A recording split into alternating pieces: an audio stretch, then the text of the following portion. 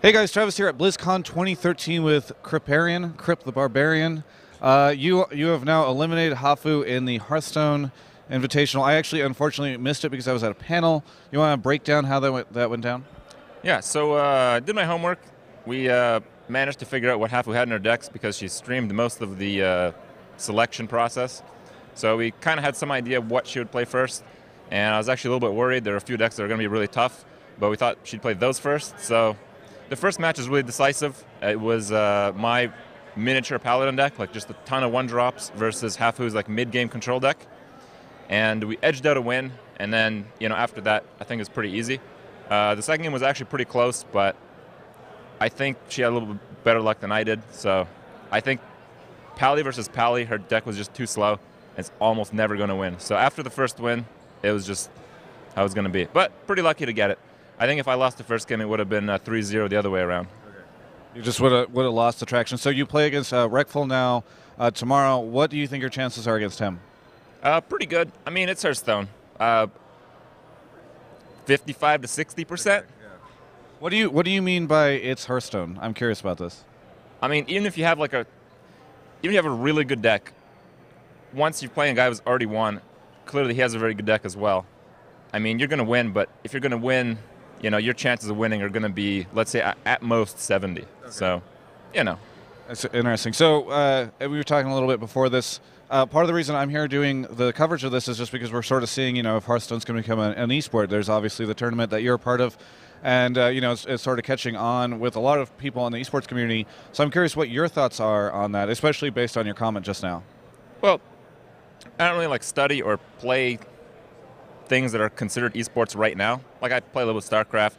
I haven't really delved into MOBAs or anything. So for me, it's hard to say what esports is like, but I can say that Hearthstone it's very difficult to understand who the best player is. Like you're gonna have really good players with really good decks, and they're gonna just trade back and forth. So, if you're gonna have some kind of tournament structure, I think it's possible because the game is really fun. But in the end, you're gonna have some really complicated rules to make sure that the more advanced, more prepared players more likely to win. Do you think that those rules would just come in the form of tournament structure and the brackets and all that kind of thing, or do you think that Blizzard needs to make changes to sort of the way the game is played for it to be competitive?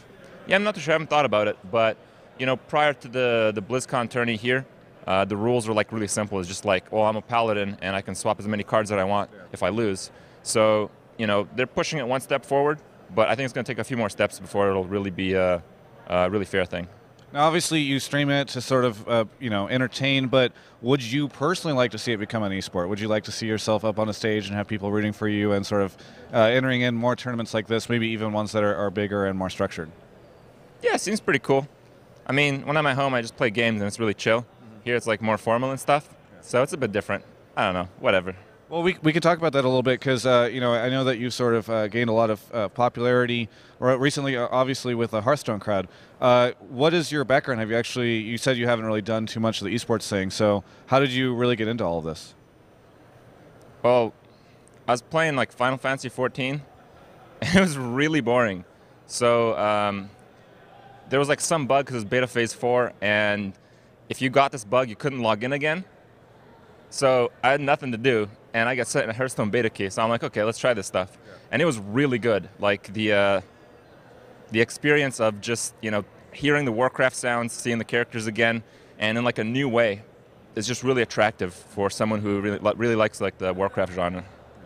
So you really like the game right now. Is there any changes that you'd like to see Blizzard put in play, or is it just minor balance tweaks, or you they need to make some really big changes to make the game more balanced? All in all, you're never really going to truly balance a card game. In the end, luck is going to be a huge element.